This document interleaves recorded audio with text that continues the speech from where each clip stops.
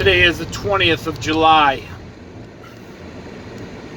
I want to talk for a minute about something that I don't know if too many people have really been paying attention to it. I think it's a big deal and we should all be paying attention to it. Look, I don't watch TV and I definitely don't pay attention to the mainstream media. I spend a lot of time looking at news and stuff online and looking for alternative sources of things. So you probably heard something about this, but maybe you don't know the details of this because it's sinister in the end, and everybody should be paying attention to this because it's important. There is an island off the coast of India that used to be called Ceylon, but it had a name change a long time ago. It's an independent country, and it's called Sri Lanka. Well, the Sri Lankan people overthrew their government last week. It's not getting much. The president fled to another country. And what was this about? Well, the powers that be convinced the president of Sri Lanka to designate the entire Sri Lankan agricultural economy to be considered organic. No fertilizers, no pesticides. Well, I'm sure some of you people are thinking that's great, fantastic, right? Guess what happened? Sri Lanka is a tropical environment, and if you don't know much about how our world works and biodiversity and so on and so forth, the insect world thrives in tropical environments. I mean, massively thrives. You don't have any frost, it doesn't kill anything off, and you gotta have a lot of insects. Well, you don't, if you're not gonna, and here's the other thing. Tropical environments, the soil and tropical rainforest, which Sri Lanka is a giant tropical rainforest, and I really don't even know what they grow there, but the truth is the soil is extremely poor. It doesn't matter if it's in the Amazon or the Congo or whatever. It's very, very poor. The roots of plants in rainforests tend to be shallow because the nutrients are decomposed rather quickly and are put back into the soil and used by the plants rapidly, unlike the Midwest, where the leaves fall in the autumn and they slowly decompose throughout the summer and slowly return the nutrients back into the soil in the following spring. That's why the Midwest and so on, it's one of the reasons you have fertility, such high fertility in some parts of the world. But in tropical environments, everything decomposes quickly and it's utilized quickly. So if you're growing crops to feed people, your soil is depleted, you have poor soil, and your insects are out of control. So they designate Sri Lanka as all the food is going to be organic. Well, unfortunately, folks, it doesn't work that way. It sounds nice on paper, but trying to grow organically, and you're talking to somebody who grows plants organically. I can do it because I just have some plants in the backyard. And it's funny, I'll give you a great example of this. I typically grow around 30 zucchini plants every year. And they are typically dead about this time of year because what happens is the way it works, there's zucchinis get two types of insect pests. One is a squash bug, and the other one is a moth, of what they call a vine borer. It lays its eggs on the stem of the zucchini.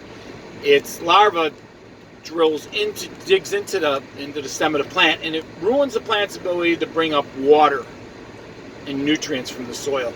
And the plants will literally die overnight. It looks like they need water because you look at them in the evening and they look great. They're full, they're bushy, they're thriving, and then in the morning they're dead. It's like they need water. You water them, and they can't perk back to life because their vascular system's been destroyed. And if you pull one of those plants up and you break the stem open, It is infested with these caterpillars that are about this big. They have eaten the inside of it, totally destroyed the plant. The only way to prevent that, really, is if you're going to cage those plants up and put a screen around it that damn vine borer can't get into. Now, I will smash those squash bugs when I see them, but I've taken a different approach. I learned that if I sprinkle Sevin Dust inside the bottom of the plant at the right time, in the onset, as soon as the plant starts to mature, because that's when the bugs are going to come and get it, it kills the adults, and they don't leave any offspring, and your plants will grow and produce till the end of its cycle. Okay, and that's what and I did that this year. So my plants aren't dead. My plants are not dead. So if you're going to go organic, you're going to have an incredible loss of your crops. You're just going to have it. You can't get away from it. It's if you grow vegetables, you grow plants to eat like I do. And I have a pretty large garden. And I have a pretty large garden. I don't know a lot of people that garden, but anybody that gardens or has a large garden will understand, knows exactly what I'm talking about. You have to use something. You have to use something if you want to get a harvest. But you want to use it strategically, and you want to use it at the right time. Now, some people, to avoid those vine borers, will plant the plants much later in the season to avoid the life cycle of the insect that preys on them. You can pull that off too sometimes. The point I'm trying to make is this. We cannot feed the population of the world organically. We can't. We have to use the basic components of fertilizer, and we have to use pesticides in some way, shape, form, even if it's limited and strategic. All those beautiful apples you buy in the store. You ever see what an apple looks like that wasn't grown like that? Get an apple tree and don't spray it. And show me what the apples look like. They will not look like what you get in the grocery store. And the market dictates what people like, and people like things to look a certain way. People don't want to buy apples that look buggy and deformed, okay? It's just that simple. It's that simple. So Sri Lanka's government collapsed because they had crop failure. They had crop failure. And there's a food shortage. People rioted and now what if you don't know? This is going on in the Netherlands as well. The farmers are protesting there big time because they don't want them to use any ammonium nitrate to fertilize. They have the 5th largest economy I think in all of Europe, and they supply a lot, not just produce, but a lot of beef. What we have going on is there are nefarious people trying to control the world. And what they are doing is they're trying to force, it sounds conspiracy-ish, but folks, look at this stuff. You got to start looking. I know it's hard to believe that other human beings want to control other human beings to the point where, I know it's hard to believe that, but it's true. And in case you didn't know, conspiracy theory, that term was invented by the CIA to make people doubt what somebody else says. They created that nonsense. Am I a conspiracy theorist? Oh, absolutely. After some of the things I've experienced and seen, and know damn well there's a conspiracy to keep things away from the public so they don't know about it, when I absolutely, unequivocally know that it's real, but the rest of everybody around you thinks it's a joke and it's not real? Oh, trust me. They hide stuff from us. All the governments of our world hide things from us. And yesterday's conspiracy theory ends up being today's truth.